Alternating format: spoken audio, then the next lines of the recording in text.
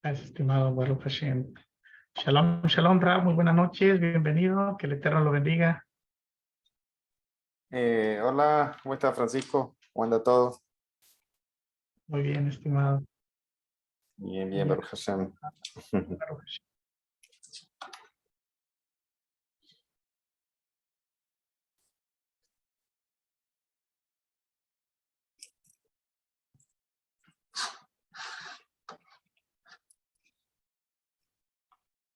Dar un par de minutos, querido Rab, mientras están ingresando.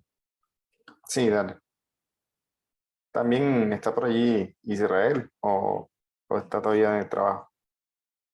Me parece que viene de camino del trabajo hacia su casa y me pidió que le ayudara mientras llegaba él, pero sí va a estar más tardecito con nosotros.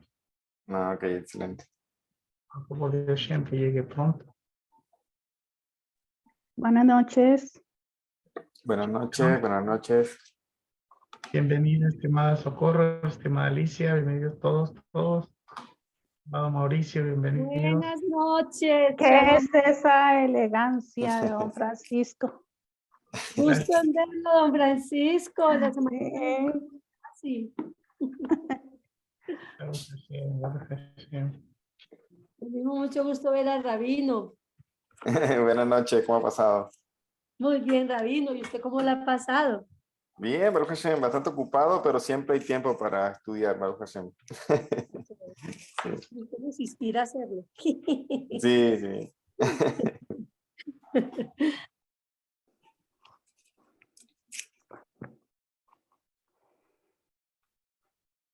Baruch Hashem por el estudio.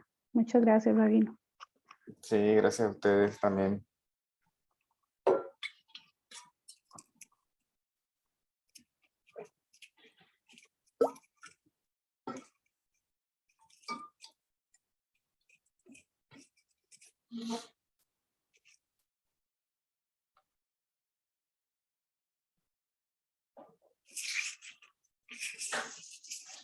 Segundito. ¿Cómo? ¿Usted no mandó un email con el Ricardo? No, no. Ay, disculpe. No, tranquila.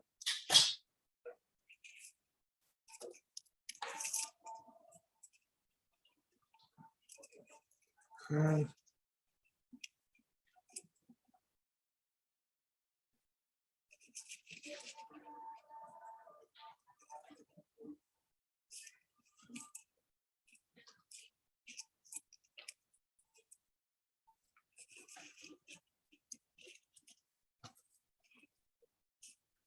Shalom Ra, buenas noches. Saludos a todos. Hola, Rafael, ¿cómo estás? Sí, buenas noches. Baruch Hashem Ra, muy bien, gracias al creador. ¿Cómo se ve simpático usted con esa barba blanca y esa ropa blanca? Gracias, Rafael. Sí, ya se está poniendo la barba blanca ya. Baruch Hashem, que esa es sabiduría, como decían los papás de uno, esas canas son sabiduría, y más en la barba. Ante las planas te inclinarás. Así es.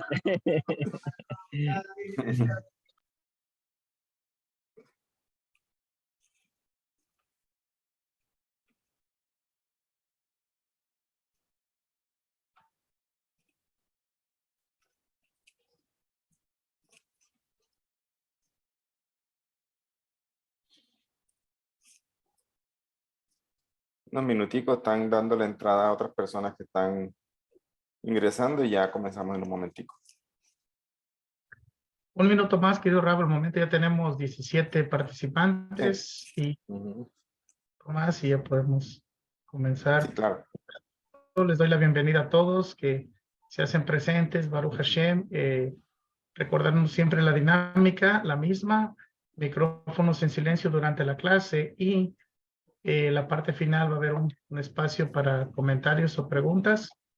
Y también recordarles que la clase está siendo grabada para que después podamos repasar y poder tener más estudio con calma, más profundo. A mí me sucede eso, que a veces las clases uno no capta la idea de pronto, pero la segunda o tercera repasada es cuando ya se viene armando ya por decirlo así, el rompecabezas de la idea que se está dando y es muy importante repasar las clases. Ujú. Baruch Hashem, querido Rab, si gusta comenzar, ya son las 8:03. Le damos la bienvenida a todos y adelante, querido Rab. Listo, sí, claro. Hay personas que están ingresando, ahí me colaboras con el ingreso de las personas. Y bueno, buenas noches a todos. Bienvenidos nuevamente. Continuamos con el curso de leyes no agidas, un estudio que, como su nombre lo dice, estamos basándonos en fundamentos, en fuentes de lo que son las leyes que también los también han discutido y han ido dictaminando en la medida en la que se da la necesidad con los no agidas. Y ya hemos hablado pues de que estamos en una época donde se está manifestando mucho más esto que decían los profetas, o sea, se está haciendo más evidente las personas buscando el sendero de los justos. Entonces, en ese acercamiento, en esa búsqueda se acercan al judío y obviamente con la era de la información en la que vivimos encontramos un montón de información de lo que el judío también hace, o sea, también el pueblo judío se ha abierto a publicar cosas pensando en otros judíos principalmente, o sea, publicamos artículos para Shot, también páginas de Alajá también, hay páginas que están de lo que era la ley judía. Entonces esto crea que también muchas personas toman información, a veces sin saber si en verdad tiene aplicabilidad o no a su vida. Y esto tiene que ver mucho precisamente con el tema en el que comenzamos la clase pasada, que es el tema de la plegaria. Que hablar de plegaria lo que vamos a entender, o sea, no es, es algo que incluso ya lo hablamos la vez pasada, está obligado a la persona por la lógica, o sea, por esa inteligencia, ese razonamiento, ese intelecto que Hashem nos proveyó como seres humanos. Entonces ya de por sí, si creemos en Él, si estamos obligados a creer en que Él es uno y que es único y que creó el mundo, entonces de alguna manera también estamos obligados por la razón pues de pedirle a Él, de hacer plegaria a Él. Pero dentro de lo que implica toda la plegaria, o sea, dentro de lo que es,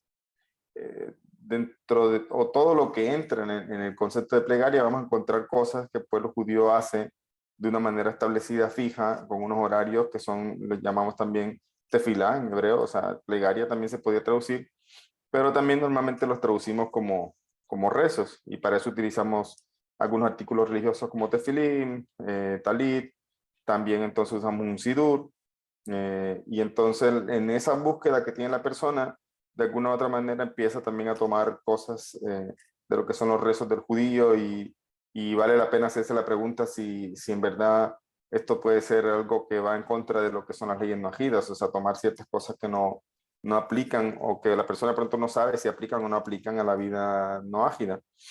Y recordemos que hay una prohibición de idolatría. Y en el desglose de esas misbot, con lo que tiene que ver con idolatría, está una provisión que tiene toda persona, que se llama Hidushei Dart, o sea, innovar en un conocimiento, o para traducirlo de una manera más entendible, crear una religión. O sea, crear religiones está dentro de la provisión de idolatría. Pero resulta que a veces una persona con buena intención, porque a veces las buenas intenciones no son suficientes, a veces con buenas intenciones nos equivocamos, ¿ya? Entonces, a veces una persona con buena intención empieza en esa búsqueda de querer ser un buen Ben Noach, empieza a tomar cosas que son a veces, pasa una línea delgada dentro de lo que no puede hacer. Y puede ser entonces que está incurriendo en la prohibición de inventar una religión. Parece mentira o parece que esto fuera mucho más, algo mucho más ajeno o mucho más difícil de llegar a ese punto, pero en verdad, en el momento que un Ben Noach toma el Sidur de los judíos y empieza a rezar con él, está incurriendo en esa prohibición, porque hay cosas que no son propiamente establecidas en ese libro o sea, no se establecieron en el Sidur pensando en las naciones, se establecieron pensando para el judío en el Galut, en el exilio. Entonces, aún en esas cositas, en esos pequeños detalles, se puede ir la persona sin querer estar inventando una religión para sí misma. Por eso el tema de que hablamos hace unas clases anteriores que hemos estado haciendo como toda la introducción a la lógica, hablábamos de que hay misbot voluntarias que tal vez pueda hacer el Ben Noach, pero dentro de esa voluntariedad que a veces hay, dentro de esa opción que lo puede hacer, hay una línea delgada a veces donde se empieza a hacer cosas que en verdad no se deberían hacer o que no tienen que ver con su identidad. ¿Ok? Entonces, eso, la idea es llegar al SIDUR. Ahorita en esta clase no vamos a hablar del SIDUR, pero la idea es empezar de un concepto general de plegarias, porque también hay una plegaria personal, también hay una plegaria, entonces lo que hacemos los judíos con los rezos diarios, mañana, tarde y noche, hay unos horarios específicos para recitar el Shema, etcétera. O sea, tenemos horarios. No es a nuestra voluntad de pronto que cuando yo me acuerde o cuando yo quiera voy a rezar. No, los judíos tenemos la obligación de rezar en ciertos horarios y si ya se pasa esa hora, ya se considera que una transgresión. Y ya, entonces así hay muchas otras cosas. Entonces, la idea es empezar a hablar de manera general hoy. La vez pasada hablamos un poco de que hay una estrecha relación entre blasfemia e idolatría. Ambas están relacionadas con lo que directamente con el Creador, o sea, con una parte es no creer en otras cosas, en otros falsos dioses, sino solamente en Él. Y por otro lado tenemos la opción o la manera en cómo debemos relacionarnos con Él.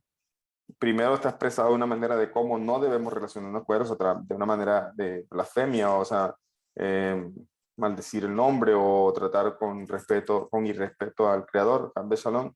Todas estas cosas son una mala conducta, pero implícitamente ahí está una conducta que sí debe ser correcta y es nuestra relación con el Creador, y hablamos entonces de plegaria, de tefilá. Entonces, pero ¿qué hablábamos sobre eso también? Decíamos que habían, también en clases anteriores hablábamos de que habían unas listas de 30 preceptos que habían enumerado grandes jajamín como Ramam Ipano, ¿ya? Y Rabí Shemuel Hofni Gaon. Tenían una lista como un desglose de las misbot, de los preceptos que son para Ben Noach. Pero hablando de tefilá, es curioso que ninguno de ellos dos incluyó el precepto de tefilá en ese desglose en su momento de 30 preceptos, incluidos en los 7. Entonces, ninguno habló de tefilá. O sea, ninguno de ellos incluyó de pronto hablar de muchas cosas, como estamos hablando, del tema de idolatría, de consultar astros, de todas estas cosas. Hablaron mucho de eso, pero que es curioso que ninguno de ellos al hacer ese desglose de misbot, habló o incluyó en alguno de los 7 preceptos lo que se llama tefilá, plegaria. Y se vuelve también más curioso aún de que Rambam, uno de los que ya hablamos, que menciona mucho el tema de misbot, que es del Benei Noach, ni tampoco el Talmud mencionaron nada de tefilá. O sea, aparentemente no hay nada que se mencione con respecto a tefilá, con respecto a si el Ben Noach tiene o no tiene o puede hacer tefilá. ¿Ya?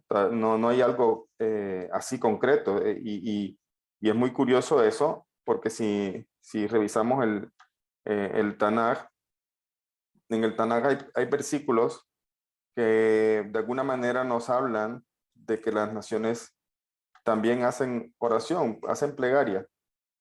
Por ejemplo, vamos a buscar aquí, tenemos Isaías 56:7. Dice, mi casa será llamada casa de oración para todos los pueblos. ¿Ya? Entonces, también tenemos otra cita aquí, el Salmo 117:1. Dice, alabado sea el Eterno, todas las naciones lo exaltarán, todos los pueblos. O sea, todas las naciones le exaltarán.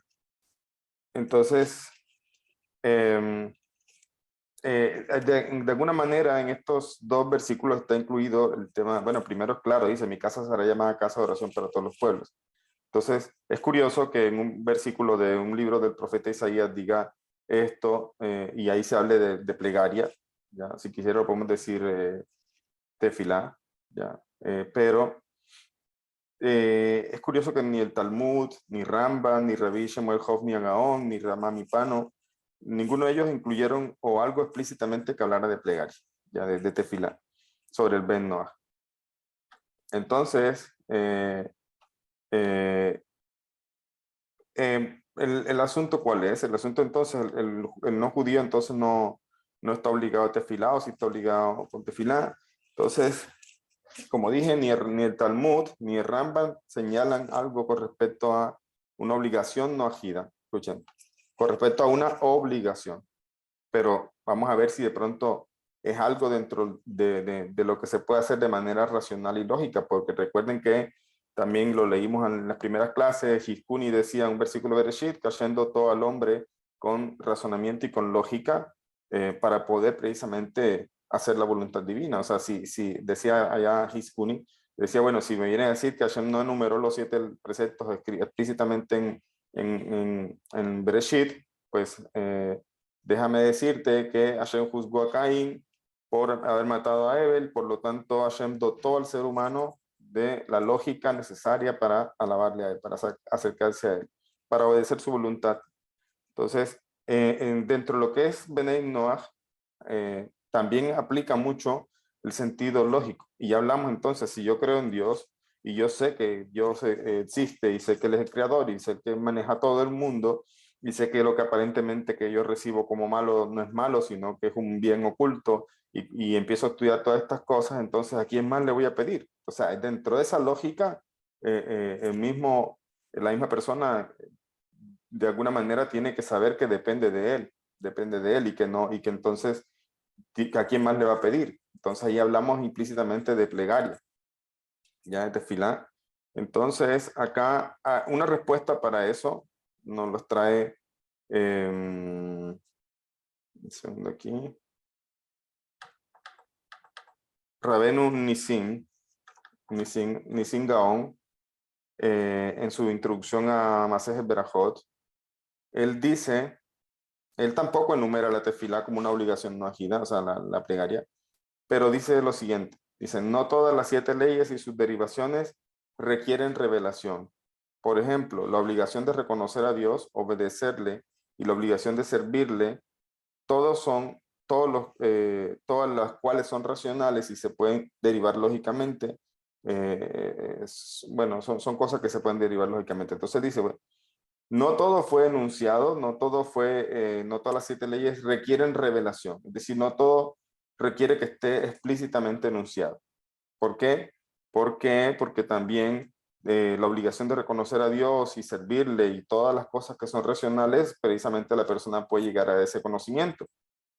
Y él dice aquí, servirle en hebreo es leabdó, o sea, como de abodá, de servicio. Y en lo que es el desarrollo lógico de la judía, también los sabios explican, bueno, qué significa servirle a Hashem. Dice, el servicio de corazón, abodat alep, o sea, tefilá, plegaria.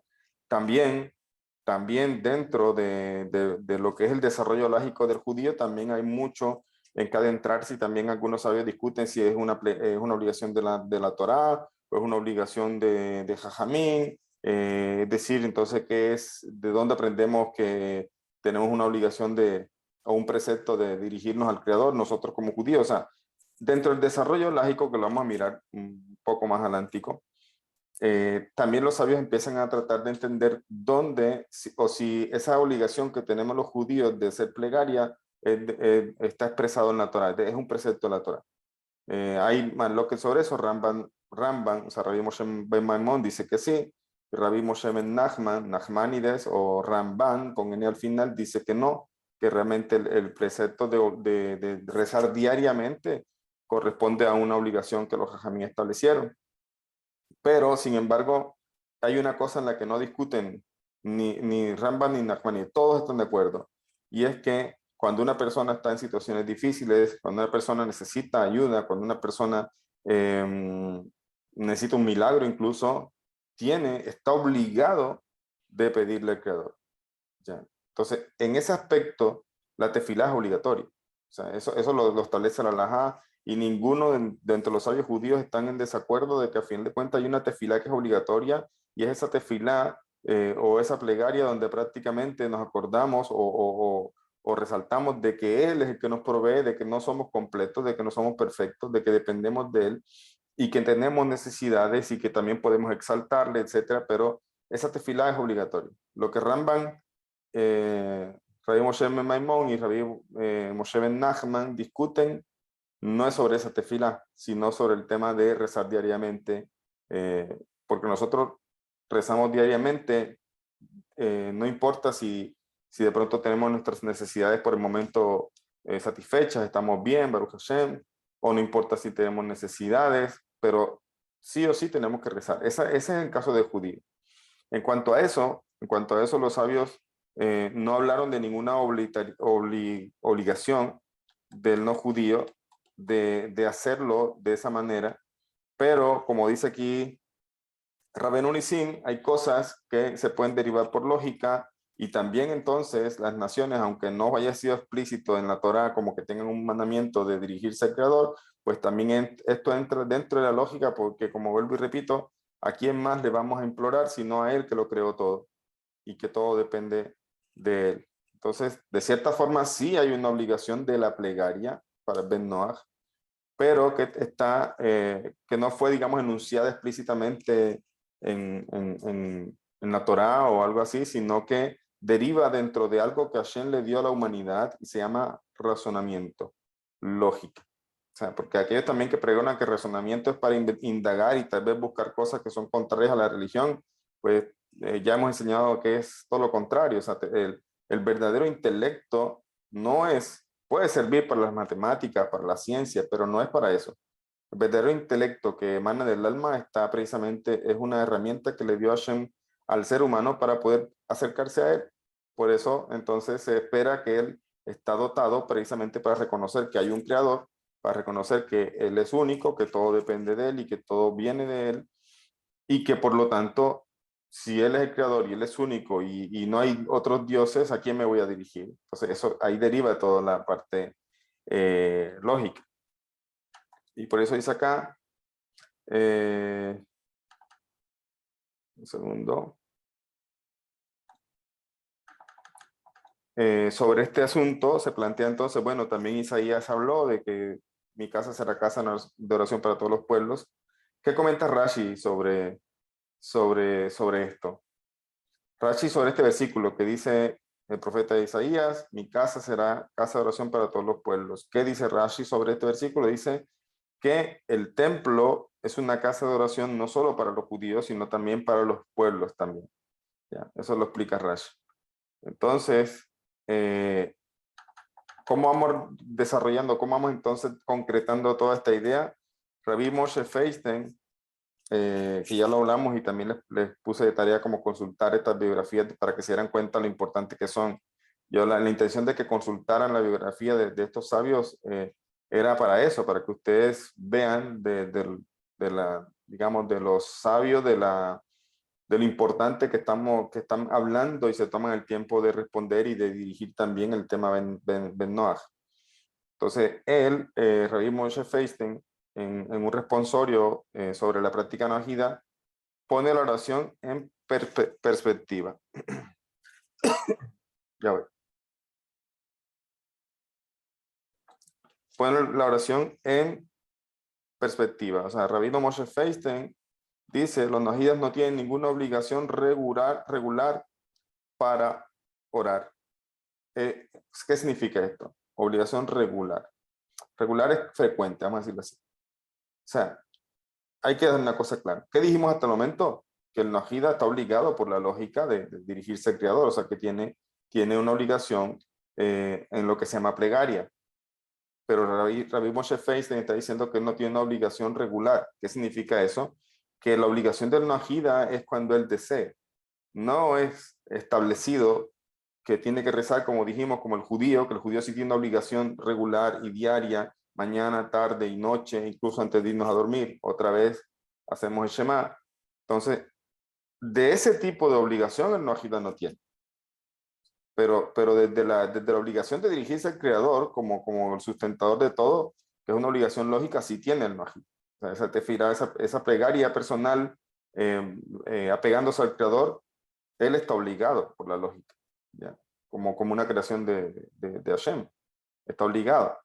Ahora, pero lo que está diciendo él, no está obligado a rezar como el judío que rezamos mañana, tarde, noche y todos los días, y en Shabbat se agregan cosas. No está obligado así. No está obligado. Entonces hay que entender entonces cuál es la obligación. Y la obligación es lógica y tiene que ver con con dirigirse al Creador para pedirle sustento, para que nos ayude en todas nuestras necesidades, en una enfermedad, que nos libre. El Noahida está obligado, porque si precisamente aún está sufriendo cosas así una persona y no se acerca al Creador, eso demuestra todo lo contrario de haber aceptado al Creador. ¿Ya?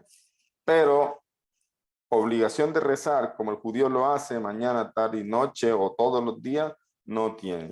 Y esto ténganlo en cuenta para cuando hablemos entonces de Sidur, ¿ya? Porque nosotros rezamos con Sidur todos los días.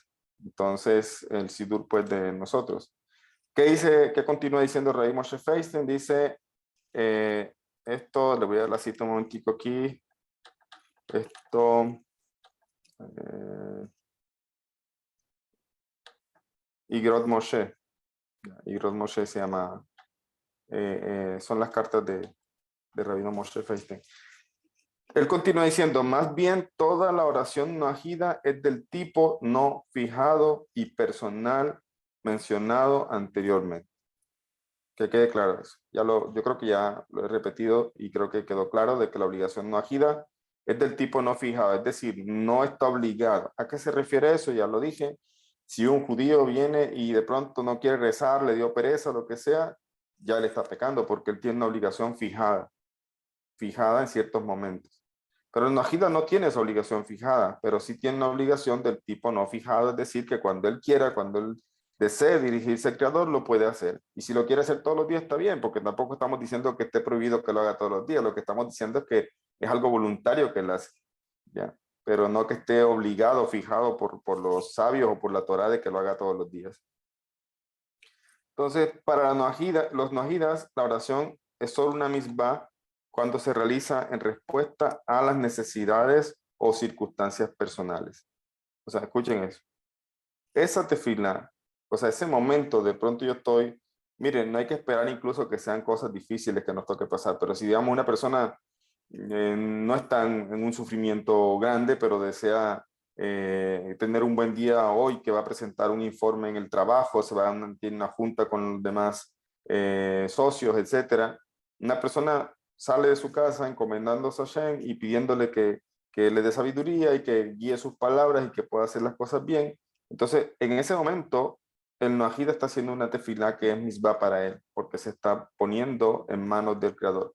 O sea, tiene presente, eso se llama emuná, porque al final de cuentas, la tefilá, la plegaria, no es más que una expresión de la fe en Dios. O sea, eso es lo que es la plegaria. La emuná es una expresión de la emuná, perdón, la plegaria es una expresión de la emuná, de esa fe que yo tengo en el Creador. Y si yo sé que dirige todo, entonces ¿quién soy yo para pensar que es por mi fuerza y por toda mi sabiduría e inteligencia, por mis talentos? No, esos son regalos que Hashem me dio. Pero yo tengo que encomendarme a Él, al dueño de esos talentos que me dio.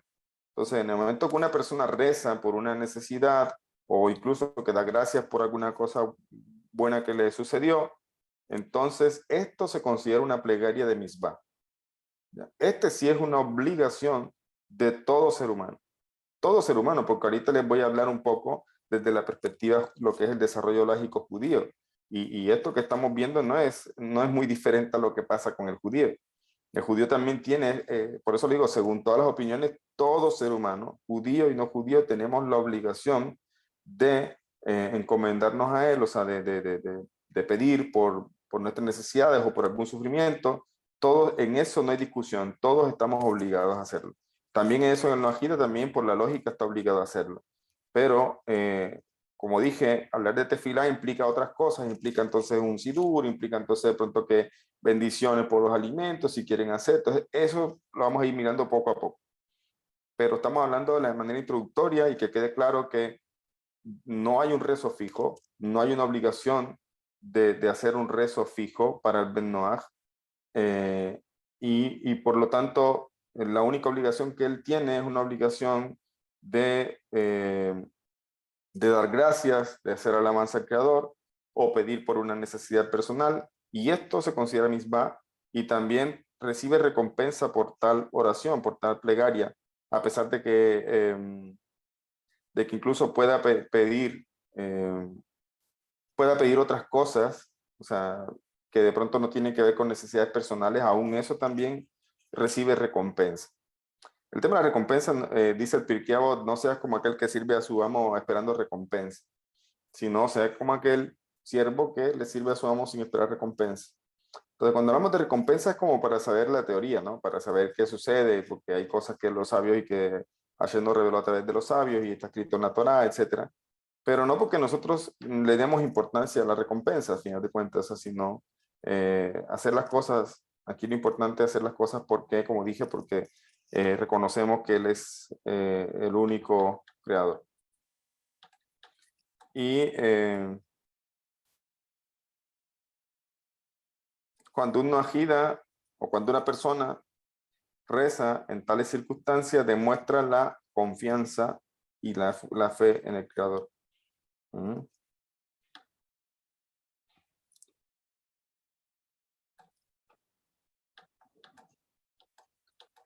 Y de manera de resumen, en esta primera parte dice, al parecer muchas autoridades posteriores no enumeran la oración como una obligación debido a que está derivado de la razón. Por eso entonces Rabbi Moshe, Ramamipano y Ramban y Talmud, y eso es lo que estamos exponiendo al principio, porque es curioso que nadie hablara de eso. ¿Y por qué no lo hablaron? Porque es algo que está dentro de la razón, dentro de la lógica. En resumen, de esta primera parte, porque no voy a pasar a una perspectiva también judía de esto. En resumen, los judíos tenemos la obligación de rezar regularmente, diariamente, independientemente de nuestras necesidades o circunstancias personales. O sea, el judío no reza solamente para pedir por sus necesidades. El judío está obligado a rezar todos los días, independientemente si tiene sus necesidades satisfechas o no, pero él tiene que rezar porque así es nuestra mitzvah. Los noajidas, sin embargo, no tienen la obligación de rezar regularmente, diariamente, como si lo tenemos los judíos. Más bien la obligación de la plegaria para Benei Noach es una respuesta a las necesidades o circunstancias personales y está obligado por la fuerza de la razón.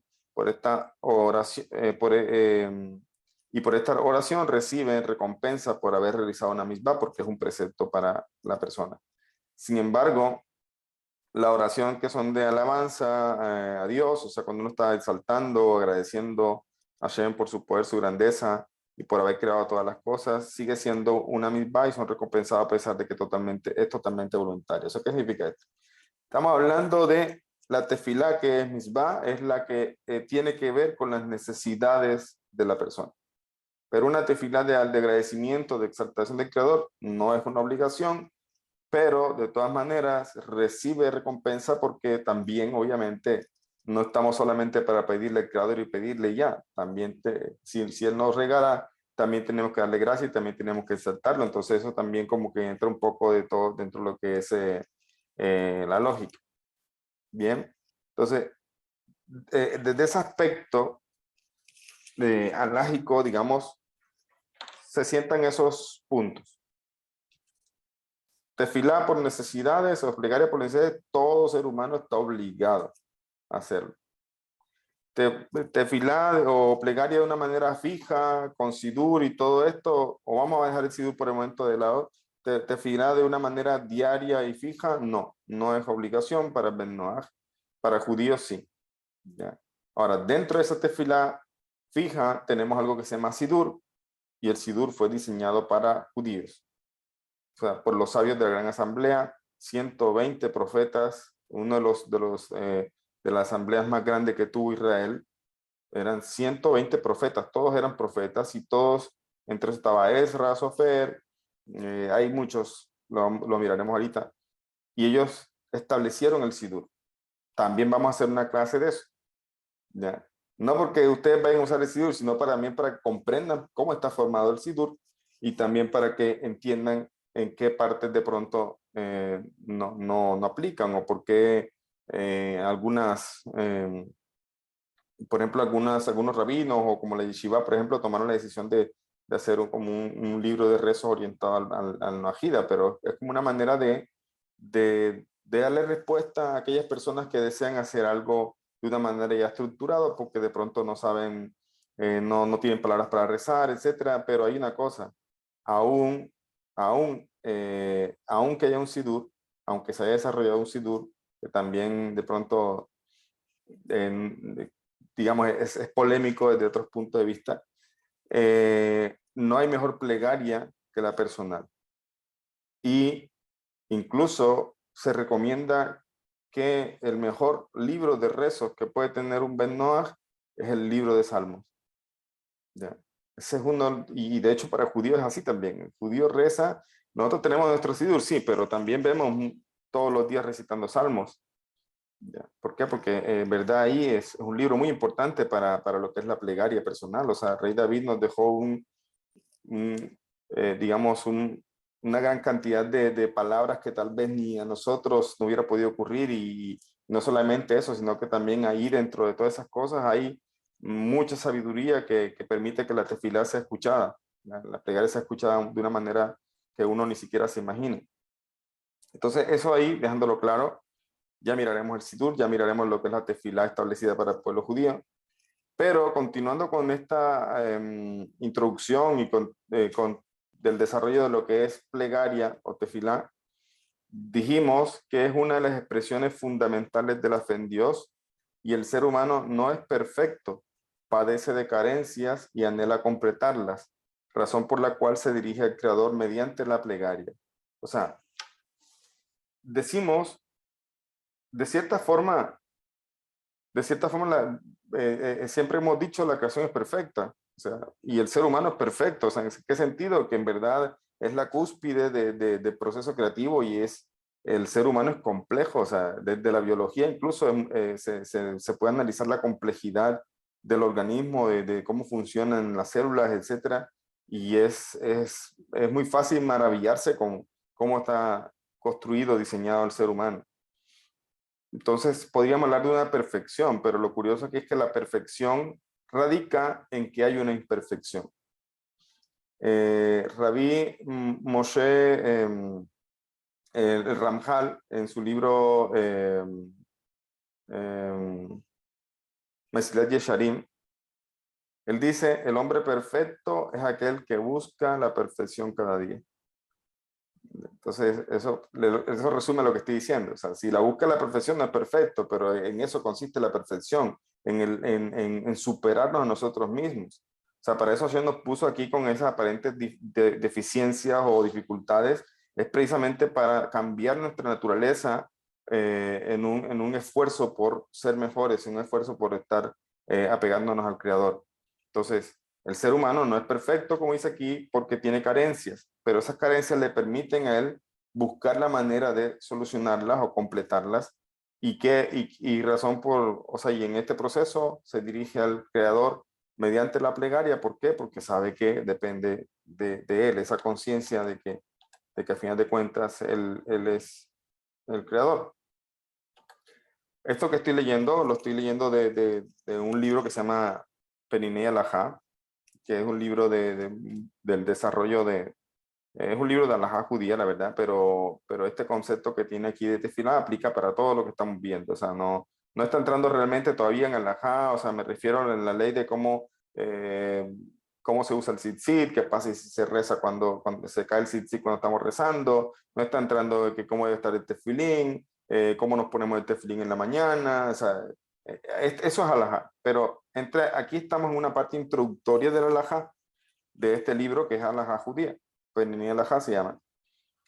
Y esta parte introductoria me encantó, la parte de la plegaria. Por eso dice aquí que la incompletitud humana, o sea, esta deficiencia humana, se manifiesta en dos niveles. La mayoría de las personas sienten necesidad de dirigirse a Dios cuando su vida cotidiana se ve afectada. Por ejemplo, cuando una persona se enferma o sufre algún daño y los dolores que padece se intensifican. O sea, hay un nivel en que se manifiesta esa incompletitud, esa deficiencia humana, y es precisamente a veces las personas. O sea, hay personas que viven, incluso hay personas que no son ni han llegado a la conciencia de ser Benei Noach y todo, pero viven su vida tranquilos, pero en el momento que llega una enfermedad a su vida, enfermedad difícil, empiezan a sensibilizarse y empiezan a pensar que hay más allá de la vida. Y entonces el alma y Dios, y será que, o sea, eso, ese es un efecto que tienen las enfermedades también, o sea, los sufrimientos. ¿Qué pasa? Que ese es un nivel, vamos a decirlo así, bajo, en el que la persona de pronto solamente se hace consciente cuando su vida se salió de su curso natural, entre comillas, es decir, de lo cotidiano, todo estaba bien, pero de pronto, pum, llega una enfermedad. Entonces, eso es una manera de mostrar lo deficiente que somos, porque a veces dentro de cuando tenemos todo nos sentimos autosuficientes, ¿ya? Una persona puede sentirse, incluso creyendo en Dios, se siente autosuficiente porque no le pide a Dios, digamos, no le incluso le pide respaldo al Creador, sino que hace las cosas porque yo soy así, porque yo tengo las capacidades, porque yo soy muy bueno para esto. Entonces, esa persona está, de cierta forma, digamos, olvidándose del Creador, y Hashem tiene muchas formas de recordarnos de que Él está allí. Entonces, la idea no es esperar a ese momento. La idea es estar viviendo bien, Baruch Hashem, agradecido con lo que uno tiene, y dentro de esa cotidianidad estar precisamente consciente de que Él es el dador. Pero ¿qué dice aquí? Dice la incompletitud, o sea, la deficiencia humana se manifiesta en dos niveles. La mayoría de las personas sienten necesidad de dirigirse al Creador cuando su vida cotidiana se ve afectada. Por ejemplo, cuando una persona se enferma o sufre algún daño y los dolores que padece se intensifican. Comprende que todos los médicos del mundo no pueden garantizarle su salud y bienestar. Y solo Dios, en cuyas manos se halla la existencia de todo ser viviente, puede sanarle y concederle buena y larga vida.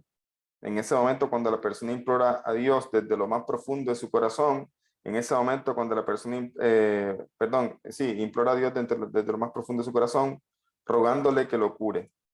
Y así, en toda circunstancia que la persona sufre un contratiempo, una desgracia o un sustento, o su sustento será afectado, o bien cuando sus adversarios lo acosan o sus amigos le dan la espalda, porque hay sufrimientos de todo tipo, no solamente enfermedades. El hecho de perder algo, por ejemplo, algo que es valioso, es un sufrimiento, y eso lo está causando el Creador, y tal vez le está ayudando uno.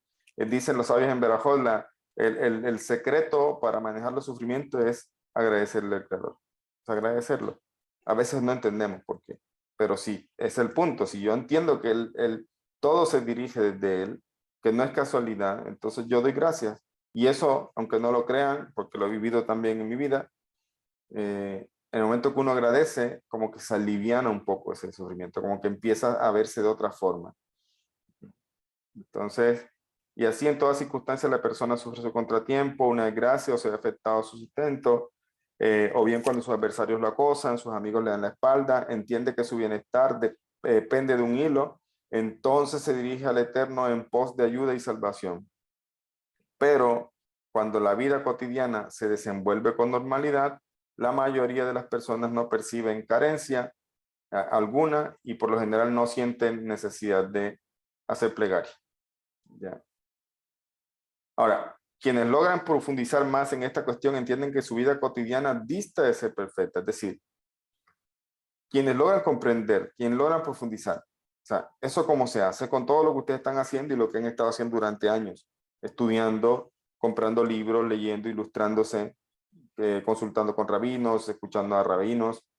Eso les está precisamente haciendo llegar a una conciencia más profunda de lo que uno es, o sea, de esa alma que Hashem nos dio, y obviamente de Él, del Creador, de que dependemos de Él. Y eso que hace que una persona entiende que su vida cotidiana no es perfecta.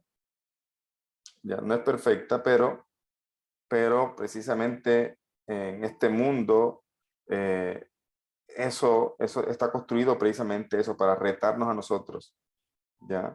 Para poder tener méritos para el Olam Abba, para cambiar nuestra naturaleza. Así también está dicho, por ejemplo, con Jacob Avinu, que si miramos la vida de Jacob, fue una vida llena de sufrimientos, o sea, muchas cosas difíciles, empezando porque su hermano lo quería asesinar y tuvo que huir y quedó completamente sin nada, inclusive sin ropa, ya dice Midrash. Luego Hashem le provee riquezas, Y, bueno, antes de eso también violaron a su hija, Dinah. Ya, sus hijos entonces van y toman venganza y él se preocupó también porque pensó que otras naciones le iban a atacar entonces. Y bueno, bueno, quiere casarse con una mujer, le dan a su hermana. O sea, son un montón de cosas que tuvo bastante difícil su vida, o sea, bastante difícil. Por un momento, leemos la historia, pero por un momento pensemos cómo se habrá sentido emocionalmente. Ya.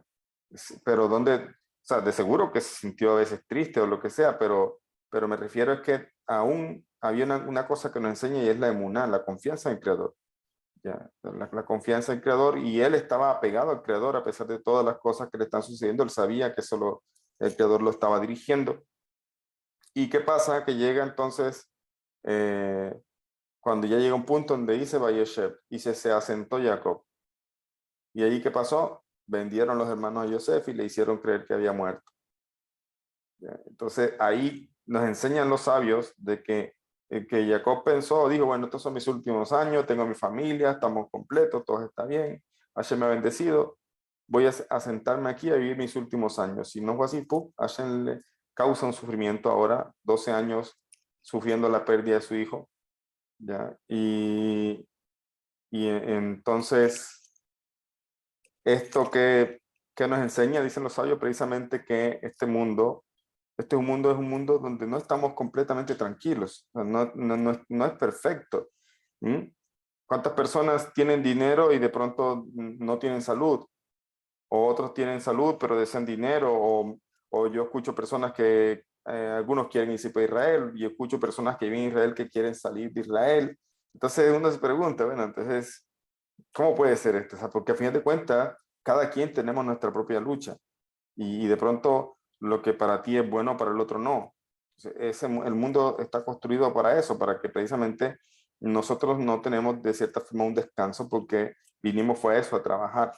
¿Ya? A trabajar, y no me refiero a que uno no pueda descansar un día, me refiero a es que constantemente tenemos que esforzarnos, a la vida continúa y tenemos que esforzarnos. Entonces la vida aquí dista de ser, entre comillas, perfecta, aún gozando de buena salud y siendo su sustento suficiente, cuando la situación familiar es estable, sus amistades fieles y la situación del país donde reside es favorable. Aquellas personas que experimentan un nivel elevado de sensibilidad y un alto grado de conciencia sienten un vacío existencial. Es decir, una persona puede tener todo esto, pero como ha llegado a un nivel de sensibilidad hacia el Creador, siente un vacío existencial en el sentido de que busca de alguna manera también servirle al Creador. No solamente basta con las cosas que tengamos en la vida, que hemos logrado en la vida, como estamos hablando de cosas materiales y todo esto, sino que él tiene una necesidad de buscar un espacio para hacer plegaria, tiene una necesidad de buscar un espacio para agradecer al Creador, ¿ya? Experimenta un vacío existencial, saben que sus vidas son limitadas, aunque en todo vaya bien, llegará el día en que mueran por vejez. Ni siquiera siendo todavía jóvenes y sanos logran comprender y sentir sus vivencias tal cual lo deseaban. Ellos no pueden concretar todas sus aspiraciones, ni siquiera pueden materializar totalmente una sola de ellas. Desde esta sensación de finitud, las personas se dirigen a Dios, Señor del cielo y la tierra, el único capaz de redimirnos de sus imperfecciones, del mundo. En el mero acto de comunicación con Dios, mediante la plegaria, el ser humano inicia un camino de crecimiento hacia crecimiento y redención. O sea, eso es emuna. O sea, la plegaria también ayuda a un proceso de crecimiento interno, porque la persona desarrolla su emuna. Y tenemos muchos ejemplos de plegarias en el Tanaj. Ya, tenemos los patriarcas y profetas. Por ejemplo, en el Tanaj aprendemos que cada vez que alguno de los patriarcas o profetas precisaron de ayuda, se dirigían a Dios en su plegaria. Es lo que estamos hablando. O sea, esta tefilá, esta plegaria es obligación de todo ser humano. Judío o no judío, todos estamos obligados a dirigirnos al Creador por nuestras necesidades. O sea, es reconocer que somos imperfectos, que no tenemos todo solucionado, que no es por nuestra fuerza que se hacen las cosas. Eso es emuná. es saber que existe un creador y saber que yo me dirijo hacia él. Y si habían dificultades, por ejemplo, Abraham Avinu suplicó para que Sodoma y Gomorra no fuera destruida. Entonces ahí vemos un caso de plegaria también, ¿ya? Donde Abraham dirigió su plegaria al creador para que Hashem perdonara a Sodoma y Gomorra, y como sabemos no pasó porque no había suficientes justos allí. También tenemos en la parashá pasada, tenemos a nuestro patriarca Isaac y a Rivka, que deseaban tener un hijo, por lo que eran estéril, y oraron a Hashem. O sea, hicieron plegaria al creador pidiéndole que por favor les permitiera tener hijos. Miren eso, qué interesante. No podían tener hijos, pero se dirigen al creador, a quien da la vida y a quien quita la vida también en este mundo, y el creador cambia esa naturaleza y ahora pueden concebir. ¿Ves? Entonces, eso es plegaria, eso es emuná, eso es pedir por necesidades. También tenemos a nuestro patriarca Jacob, que le rezó a Hashem para que lo salve de la mano de su hermano Esab, quien venía a enfrentarlo con 400 guerreros. ¿Y qué pasó? Hashem escuchó la plegaria de Jacob y le salvó. ¿Aquí qué estamos hablando? ¿Será que Jacob sacó su sidur entonces y Abraham sacó su sidur? No, estamos hablando de una plegaria que es obligación, de una plegaria que es pedir al Creador por las necesidades que tenemos. ¿A quién más le vamos a pedir? Esto va a parecer un poco interesado, pero no es así. En verdad, es una muestra de emuná en él, o sea, de reconocer lo poco que somos o lo pequeño que somos delante de él. También encontramos otra tefilá, otra plegaria cuando Hashem se enfureció con el pueblo de Israel por el becerro de oro, y Moshe tuvo que suplicar y suplicar hasta que Hashem reconsideró lo que iba a hacer con el pueblo de Israel. Ahí tenemos otra plegaria. Vuelvo y repito, no es que Moshe sacó el sidur y se puso a rezar. Por eso estamos hablando no de un rezo establecido, que es el que la gente quiere hacer hoy día, pero ya llegaremos a ese punto. El punto es que hay una plegaria aquí donde uno se dirige a Boreolam, al creador del mundo. Y Hashem escuchó la tefilá de Moshe. También tenemos a Miriam, que se contrajo Sarat, lepra, y Moshe también pidió por la curación de ella, y Hashem la curó. Dicen que es la tefilá más corta, que dijo Hashem, por favor, sánala, y Hashem le escuchó. Aarón rezó también mediante la quema de incienso y la epidemia que se detuvo.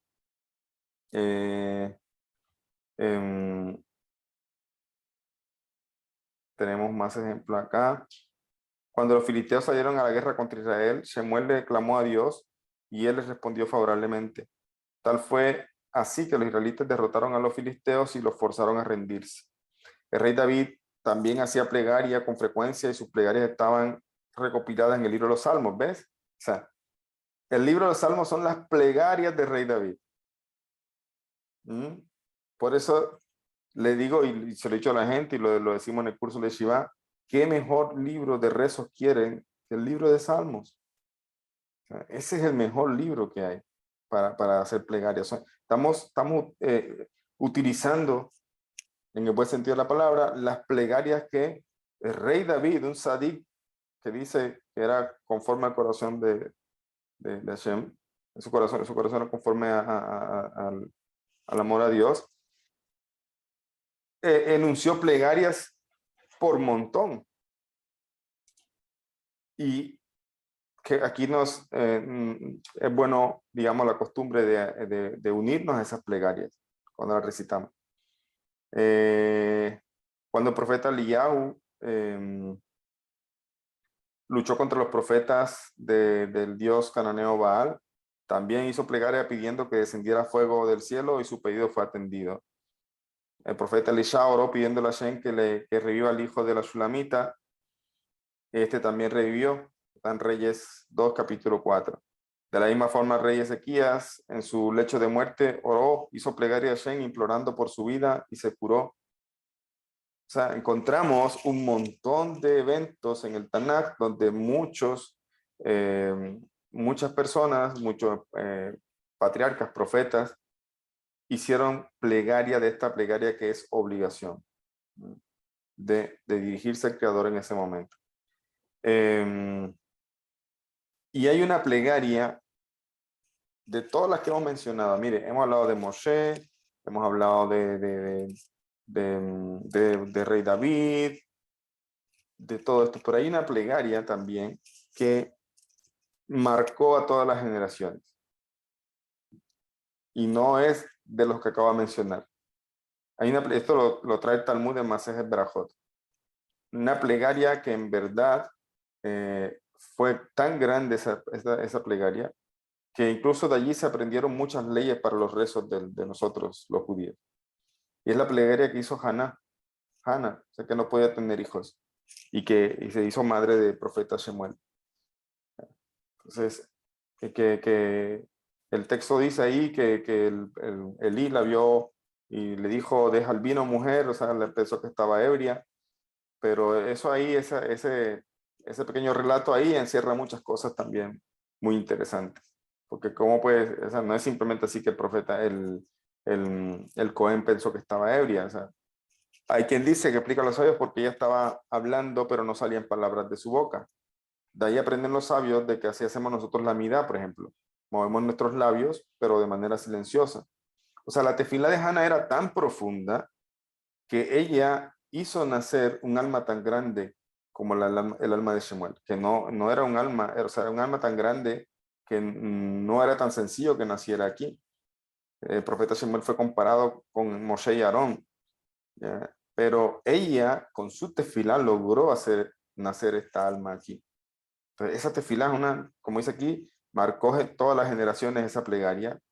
Y volvemos al punto. Miren el poder. O sea, yo les invito a pensar, porque a veces, como decía al principio, hay el afán de que como ahora se enteran que el judío reza con sidur y no sé qué, pero no se dan cuenta el poder que tiene esta plegaria que a veces es muy grande. O sea, nosotros nos toca rezar con el sidur porque es una misbah, es un precepto, porque los jamín lo establecieron.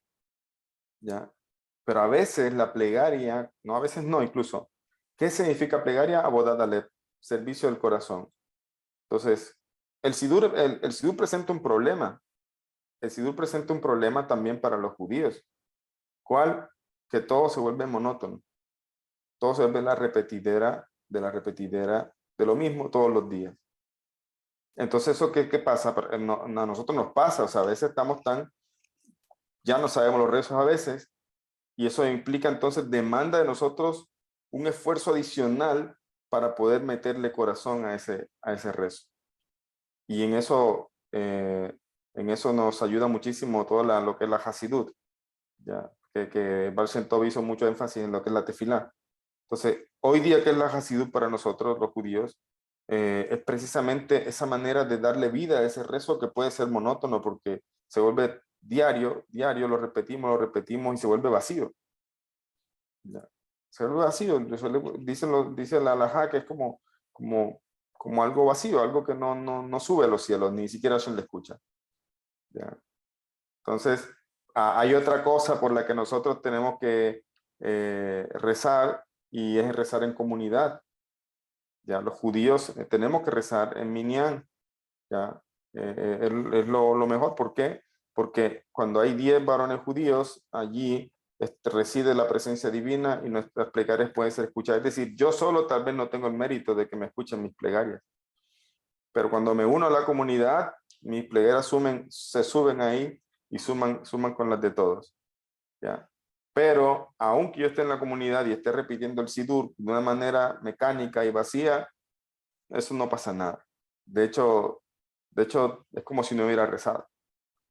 Entonces el judío tiene que hacer un esfuerzo aún más allá de lo que tiene que hacer con los horarios, sino también introducirle corazón a esa plegaria, y a veces eso se logra precisamente estudiando algo previo a la tefilá, algo de Hasidut, algo que nos sensibilice.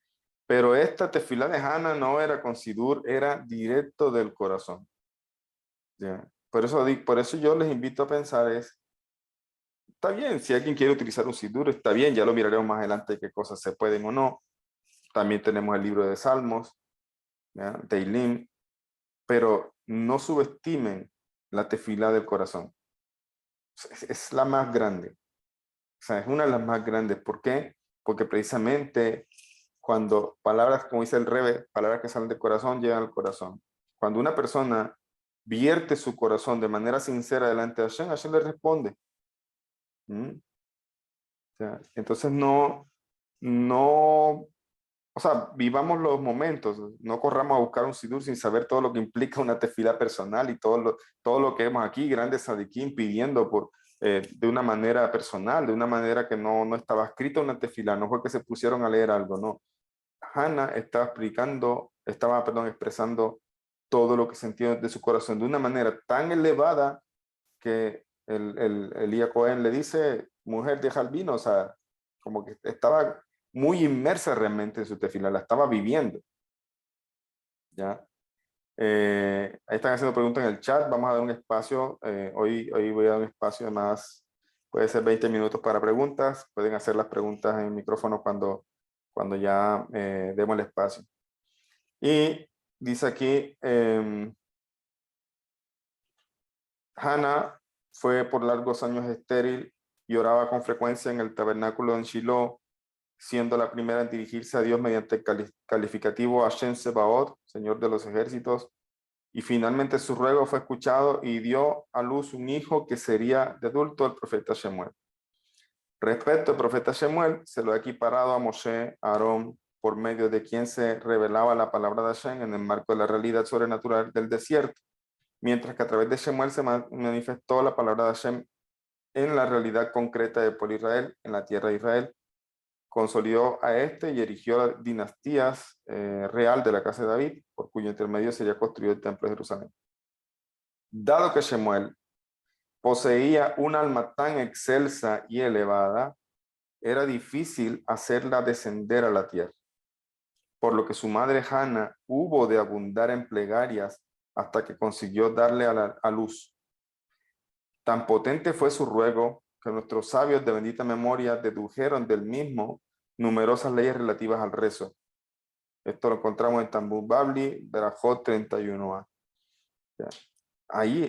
De ahí derivan los sabios muchos de lo que hoy hacemos, o sea, lo que son las leyes. ¿De quién? De una mujer que rezó del corazón. De allí aprendieron y los sabios derivan muchas leyes de lo que es nuestro rezo, que no es lo mismo. ¿Ya? Nuestro rezo en cierta forma no fue como el de Hannah. Hannah lo hizo de corazón. Sin embargo, aún en el Sidur está establecido de una forma, el Sidur es uno de los libros que tiene mucho que aprender y a veces no lo estudiamos, en el caso de los judíos, pero aún el Sidur está establecido, el Sidur es eso, un libro, pero ¿qué tiene que ponerle uno? Vida, rezar con cabana, con concentración, con corazón, ¿ya? Eso es una de las cosas que estamos hablando ahorita, precisamente de la plegaria personal, de la que todo ser humano está obligado. Es la que es por pedir por las necesidades. A esa está obligado. Ahora, la tefilá tiene un efecto. Un efecto que aquí está este título, dice efecto de la tefilá, dice el santo bendito él, estableció entre las leyes de la creación una en particular, por la cual al despertarse entre los seres humanos la necesidad de acercarse al Creador e implorar por su bendición, ello habrá de llevar a un despertar en los ámbitos celestiales para prodigarnos su bondad, acorde a nuestras necesidades y las del universo todo. Ese tema es mencionado muchas veces en el Zohar. O sea, hay mucho... voy a dejar esta parte aquí como un poco iniciada para darle espacio a las preguntas. A las 10:30 tengo que hacer otra cosa. Pero ahí voy a terminar solamente con eso que está diciendo de que la tefilá, o sea, la plegaria en particular, es una manera de hacer despertar la bondad divina. Y sobre eso hay una gran historia, pues la voy a resumir, de un hombre judío que vivía en una casa pequeñita, en el campo, bastante pobre, y el Baal Shem Tov llegó, y bueno, el hombre no estaba en su casa, encontró a la esposa con unos niños bastante desnutridos, y le dijo, quiero comer algo, dijo el Baal Shem Tov. O sea, parecía como una persona un poco maleducada, porque entró y pide así, quiere comida. Y la mujer le dice, pero mi señor, no tenemos sino apenas este pedazo de pan. Y mi esposo no ha llegado. Dijo, tengo hambre, dijo el Baal Shem Tov, y le trae la mujer, pues obviamente él ve que es un hombre importante, le trae el poquito pan que quedaba, los niños viendo cómo se iba ese poquito de pan que se iban a comer. Y luego dice, quiero dormir. Dice, no tenemos cama, señor, tenemos aquí un poco de paja, que esa es la cama de mi esposo, pero quiero dormir. Ok, entonces le ofrece la cama del esposo, y el esposo llega. Y venía el esposo del campo de buscar su sustento, y le dice a la esposa, a la mujer, que tenía, si tenía algo de comer, que estaba cansado. Y le dijo, no, lo único que tenía se lo di al invitado que vino. Y el hombre se puso triste, pero dijo, bueno, me iré a dormir entonces, a descansar. Y dijo, no, porque él está acostado en tu cama. Y entonces el hombre sintió que sintió tan mal, salió al campo y empezó a rezar y a llorarle a Hashem, porque prácticamente lo único que tenía, que era un pedazo de pan y un poco de paja para dormir, ya no lo tenía. Ya no lo tenía. Y ahora le clamaba a Hashem pidiéndole, o sea, lo poquito que tenía, ya ni eso tiene. Entonces le clamaba a Hashem de corazón, y le rogó y le imploró a Hashem que tuviera misericordia de él. Y luego Baal Shem Tov se levanta y se va. Un año después regresan con sus alumnos, y era una casa totalmente diferente. Una casa próspera, una casa muy, muy buena, una edificación buena, donde se veía que una persona con dinero vivía allí. Y el Baal Shem Tov le enseñó a sus alumnos que ese hombre tenía esa bendición del cielo de cambiar su fortuna. O sea, ya eso estaba decretado en el cielo. Había sido decretado de que él iba a recibir un buen sustento, le iba a cambiar su vida, etc. Pero, ¿por qué él hizo lo que hizo? Dice, porque el hombre se había conformado con su poquito de paja para dormir, y con su pan y con su vida, y no había hecho plegaria. Pero cuando él salió ahora con esto, que lo poquito que tenía se le quitaron, hizo plegaria, entonces desde el cielo hizo que se revelara ese decreto que había divino en su vida. Ya, esto es lo que está diciendo aquí, despierta. Cuando uno se une, cuando uno implora al Creador, también eso hace un despertar en los ámbitos celestiales, que nos prodiga entonces en su bondad. Y esa es la importancia de la tefilá. Vamos a dejarlo allí por el momento. Seguiremos hablando de lo que es el efecto de la tefilá, de la plegaria personal.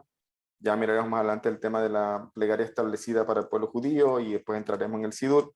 Pero por el momento vamos a dejar allí. Vamos a hacer un espacio de preguntas.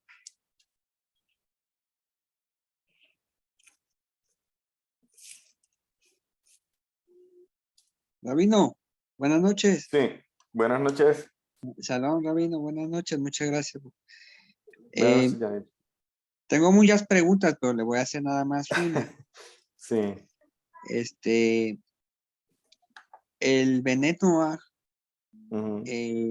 digamos, puede orar por el alma de un fallecido, digamos, su papá, su abuelo, sus ancestros, pero sabiendo que ellos no conocieron la Torá, o que, o por decirlo de otra forma, que estuvieron en idolatría. Entonces, ¿se tiene caso, no tiene caso? Que se ora o no se ora por un fallecido, porque el judío tiene Kadish para sus ancestros, pero el Benet Noach, ¿cómo se entiende eso? ¿No se debe de orar? ¿Cómo Bueno, mira sería? lo que estamos diciendo. En la pregunta, me hace una comparación con el Kadish que tiene el judío.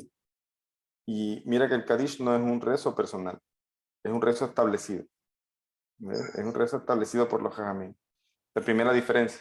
O sea, nosotros hacemos Kadish porque así está establecido en la Halajá, porque así dictaminaron los sabios. No es una plegaria personal el Kadish. ¿Ya? No es una plegaria personal. Entonces, en base a tu pregunta, si una persona puede hacer plegaria por un fallecido que fue idólatra, claro que sí. O sea, puede hacer salmos también. también pensemos en algo, o sea, pensemos que de pronto hay personas que, ya lo dijimos en las clases pasadas, hay personas que pudieron haber sido buenas personas, o sea, no son malas personas. O incluso yo conozco personas que son idólatras, pero he visto cómo Hashem les responde sus plegarias. Entonces, aquí, ¿en qué va esto? Yo le decía hace un momento, cuando una persona vierte su corazón, Hashem le escucha, Hashem tiene misericordia de las personas que están en la idolatría, o sea, tiene misericordia, están equivocadas, pero no significa que Hashem les odie. Obviamente esas personas tienen que despertar de su conciencia, digamos, y hacerse monoteístas, o sea, saber que hay un solo Dios. Pero no por el hecho que sea idólatra, Hashem no tiene nada que ver con ellas. Él le sigue proveyendo vida y le sigue dando cosas. Ahora, hay personas que son buenas, o sea, buenas personas, fueron ejemplo, hicieron muchas cosas buenas en la vida, pero eran idólatras. Entonces recordemos que este mundo es un proceso, perdón, es un lugar donde el alma tiene que regresar muchas veces. O sea, en lo que se llama Gilgul, que viene de la palabra galgal, que significa rodar, dar vueltas. Entonces, una persona, lo que murió, no murió la persona realmente. O sea, lo que murió fue su vestimenta, o sea, ese cuerpo que tenía. Pero el alma de la persona no murió, el alma no muere.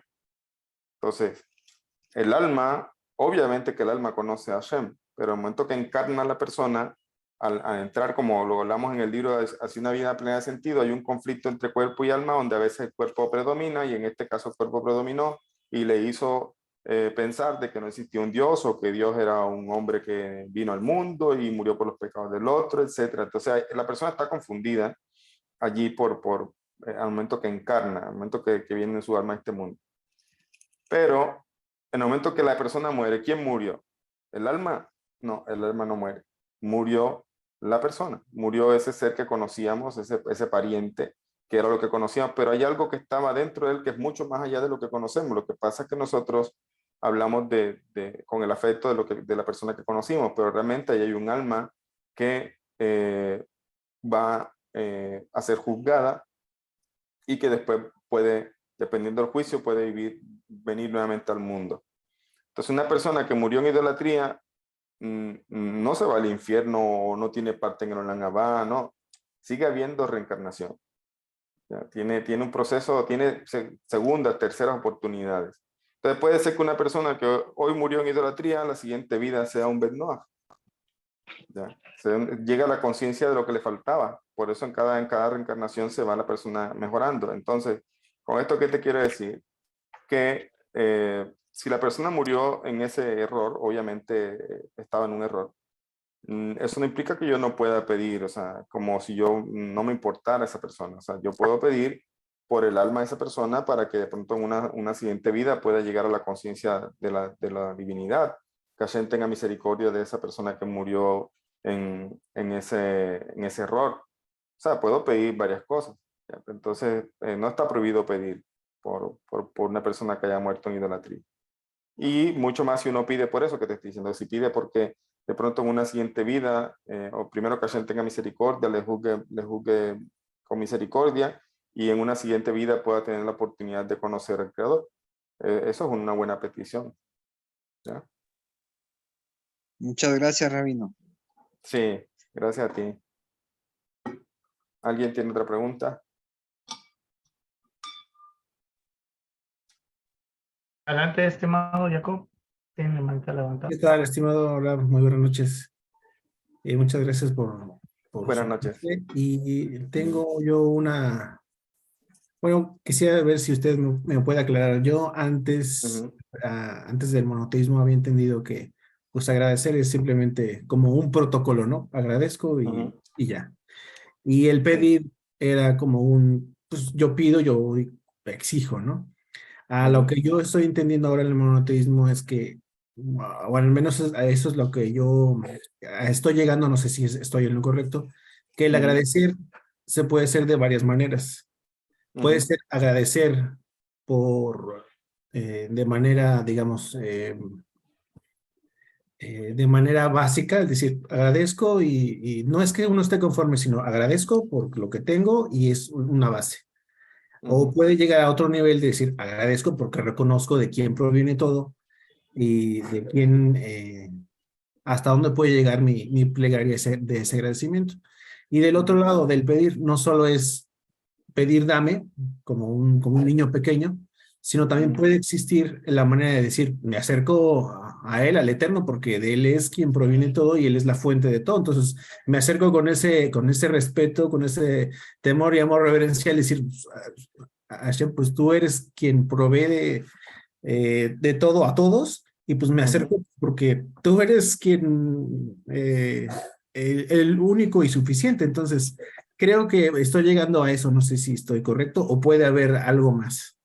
Bueno, primero que todo, no hay límite para el agradecimiento. O sea, todo lo que tú quieres expresar es, si es de corazón, es bueno hacerlo. De hecho, la dificultad que te entiendo a veces es que de pronto uno dice agradece de una manera simple. Pero pensemos en una persona que iba a abordar un vuelo y no alcanzó, el vuelo lo dejó y resulta que después ese vuelo lastimosamente se accidenta. ¿Cómo sería el agradecimiento de esa persona? Entonces, obviamente esa persona va a expresarlo o una persona que tenía una enfermedad, un cáncer, vamos a poner un ejemplo, y se cura. Con tratamiento y todo, Hashem él hizo que precisamente esa persona curara. No todas las personas con cáncer a veces fallecen, algunos logran curarse, Baruch Hashem. Esa persona volvió a nacer. Esa persona, su agradecimiento va a ser de una dimensión que, en serio, ni podemos entenderlo nosotros, porque esa persona lo vivió. Entonces, ¿qué es lo que estamos diciendo? Que el agradecimiento va a tener, a veces, cuando uno es muy simple a veces, pero cuando uno está en la conciencia divina de que todo pasa y que todo lo que Hashem nos manda es bueno, incluso a veces aquello que nos dolió en cierto momento, pero que uno ve precisamente cómo Hashem tenía que sacudirnos en ese momento nosotros porque nos estábamos olvidando de ciertas cosas. Entonces, se debe generar, entre más conciencia tengas tú de Hashem en tu vida, tu agradecimiento no va a ser un simple gracias, sino algo que sale de corazón, ¿ya? Algo que sale de corazón. Ahora, con respecto a pedir, no está mal también. De pronto tú me comentas que con las religiones a veces se señala como que pedir no es solamente lo bueno, porque la gente pide y ya. Pero lo que pasa es que las personas a veces tienen una idea al pedir como si Dios fuera ese genio de la lámpara que tiene que hacerle todo lo que pide la persona. ¿Ya? Ahí donde está el error. O sea, nosotros pedimos a Hashem, pero yo no le exijo a Hashem, porque al final de cuentas él hace su voluntad. Incluso mis peticiones pueden ser erróneas de pronto, no es algo que me conviene. ¿Ya? Entonces, una parte del efecto, de hecho aquí me voy a adelantar un poquito ya que hace esa pregunta, lo que estamos hablando de efecto de la tefila, al final dice una cosita que quiero leer. Dice, el individuo debe esmerarse mucho en su rezo, en su plegaria, y no debe pensar que si ora con seguridad, Hashem debe colmar su deseo. O sea, eso es una cosa interesante. O sea, nosotros pedimos, pero yo no puedo tener seguridad de que si yo pido, Hashem me va a dar. O sea, a veces no pasa. O a veces no pasa eso que estamos pidiendo, pero dice aquí, si no, aún así debe seguir orando a sabiendas de que Hashem escuche su plegaria. O sea, una cosa tienes que estar seguro y es que Hashem escucha. Y mucho más si es de corazón. Pero Hashem no es el genio de la lámpara que dice, pídeme 3 deseos y te los concederé. ¿Ya? Eso no es Hashem. Hashem es un padre y siempre nos va a escuchar, pero no siempre nos da lo que pedimos. Pero dice aquí, aún así, aunque de pronto desde nuestra percepción no nos dio lo que pedimos, aún así se generó un efecto positivo en nuestra vida al momento de hacer plegaria. Tal vez Hashem nos libre de otras cosas que ni siquiera estamos pidiendo porque no sabemos, pero tal vez nuestra plegaria siempre la va a escuchar. Pero lo que de pronto no vemos a veces es lo que yo pedí.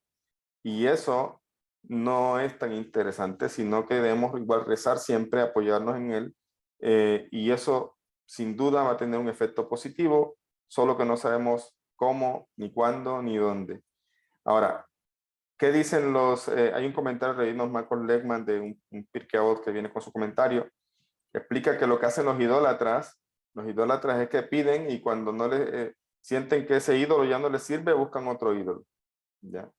Porque dicen, no, este ya no me sirve. Así hay mucha gente en la idolatría del catolicismo que tiene tantos santos, ángeles y cosas, que dicen, no, mira, este santo sí es bueno. Pídele que este sí te ayuda, porque yo le he pedido y me ayuda a todo. Entonces, la gente vive cambiando, o sea, porque creen, o sea, ahí están pidiendo de una manera negativa, porque es pidiendo como que Hashem me dé lo que estoy exigiéndole. Y si no me lo da, entonces es que no me sirve, voy a pedir a otra deidad. Entonces, acá lo que nos está diciendo es, nosotros pedimos a sabiendas de que no siempre se nos concede lo que pedimos, pero lo que sí pasa es que, aunque no tengamos conciencia, esa tefila impacta de manera positiva también en nosotros, y puede ser que Hashem nos bendiga de otra forma, pero entonces yo no debo condicionar mi plegaria a si Hashem me responde o no me responde, ¿ya? Sino hacerlo porque esa es mi obligación, y debo estar seguro de que siempre va a tener eso un efecto positivo, aunque no me dé por enterado. ¿Está bien? Muchas gracias, Rara. Bueno, con mucho gusto. Tenemos espacio para otra pregunta. Si alguien más quiere hacer, creo que la señora Noemí. Sí, Rap, gracias. Mi pregunta surgió de la respuesta previa a esta pregunta que te voy a contestar. Cuando hacemos, recitamos salmos o hacemos alguna obra, alguna sedacá o algo en favor del alma de un ser querido que ya falleció, entiendo que es como si nosotros lo hiciéramos como en su representación, por así decirlo, ¿no? Porque él ya no está en ese cuerpo y ya no puede hacerlo. Pero hace unos momentos comentó que después de cierto tiempo, esa alma puede reencarnar y pues tener otra oportunidad para seguir elevándose. Mi pregunta es, nosotros de todas maneras tenemos que seguir haciendo los salmos y lo que podamos hacer desde acá en favor de esas almas, sin importar cuánto tiempo ya falleció, o sea, aunque a lo mejor ya haya vuelto a reencarnar porque ya pasó tiempo, de todas maneras te van a sumar los méritos a esa alma aunque ya esté reencarnada, o es cierto tiempo en el que tenemos que hacerlo como más intensamente para que se sume, o se sigue sumando así pasen y pasen años y años, nosotros sigamos haciendo. Ya, un segundito, voy a buscar aquí un versículo. Sí, gracias, Rafa.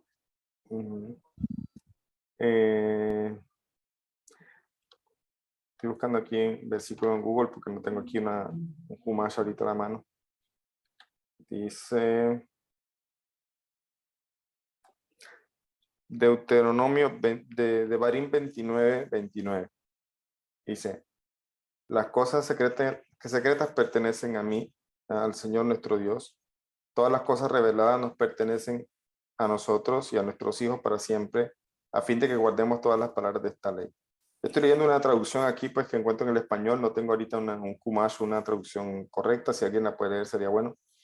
Pero, ¿qué es lo que está diciendo aquí Hashem? Este es un versículo que aplica a muchas cosas. O sea, lo que es oculto le pertenece a él. ¿Ya? Yo puedo hablar de las cosas que son reveladas. Es decir, para mí lo revelado es que esta persona falleció, ¿ya? Pero si reencarnó, o si todavía no ha reencarnado, o si está siendo juzgada, o si está en el Geinón, o si eso no es revelado para mí. ¿Ya? Eso es oculto. Y eso solamente es algo que le compete a él. A mí no me compete, yo no puedo especular con esas cosas. Y esto también aplica con el tema de la reencarnación, cuando a veces nos preguntamos, bueno, de pronto es que yo en mi vida pasada hice tal cosa y por eso estoy reparando. Eso no lo sabemos, son cosas ocultas. ¿Ya? Conocemos historias así por el Área Kadosh, que reveló muchas historias y personas que les ayudaba al tikkun de su alma, etc. Pero nosotros no podemos saber más allá de lo que vemos y de lo que está revelado, porque incluso lo que está revelado es la Torá. O sea, la Torá, incluso el Zohar es algo revelado, pero revelado a un punto mucho más elevado. Se manejó siempre como algo oculto porque siempre ha sido, no es fácil entrarse en el Zohar, la verdad. Entonces, pero aún eso entra en la categoría de revelado porque precisamente se puede conocer. Pero hay las otras cosas están más allá de nuestro conocimiento, están más allá de lo que está revelado, entonces eso no es algo en lo que vamos a hacer cuentas. Ya no podemos hacer cuentas en esas cosas, y en temas que tienen que ver con reencarnaciones o vidas pasadas, esas cosas no podemos hacer cuentas. Entonces, si una persona está dándose de acá, digamos, por para ayudar al alma de la persona que falleció, pues no debe estar haciendo las cuentas si ya reencarnó o no reencarnó, etc. Ahora, generalmente se recomienda eso durante, bueno, o sea, de pedir por el alma del primer año. Y luego de eso, en la fecha en que cumple año de fallecido, o sea, no es todo el tiempo que la persona está haciendo eso, sino como que ya después del primer año lo hace en cierto momento, o especialmente la fecha en que la persona cumple años de haber fallecido, ahí se puede hacer eso. ¿Ya? Entonces, bueno, creo que ahí respondo la pregunta. Sí, Rad, muchas gracias. Bueno, pues, entonces ahí creo que dejamos por hoy. Y yo le comentaba a Israel, no sé si Israel está aquí presente, pero vamos a ver, y también Juan Francisco, vamos a ver si de pronto quisiera terminar esta primera parte de la tefilá y tal vez, si les parece, podemos hacer un foro, o sea, una reunión donde vamos a hacer entonces solamente preguntas y vamos a hacer, pero eso requiere compromiso de que ustedes también repasen o que tengan preguntas de las clases pasadas, obviamente, porque la idea del foro no es de esta última clase, sino de todo lo que se ha hablado, resolver inquietudes para poder avanzar en los siguientes temas que se van a desarrollar, ¿ok? Ya se les estará avisando entonces bien con tiempo. Israel o Francisco se encargan de eso. Pero bueno, por el momento dejamos ahí la clase de hoy. Les deseo una bonita noche, que descansen. Gracias por participar, por asistir a la enseñanza y les deseo todo lo mejor. Muchas gracias a usted, David. Igualmente Bueno, para usted. mucho gusto. Muchas gracias. Gracias, Rafa. Chao. Muchas gracias, Rabino. Buenas noches. Mucho gusto. Gracias, buenas Feliz noches. noche. Feliz Shalom, noche a todos. shalom. Shalom, shalom.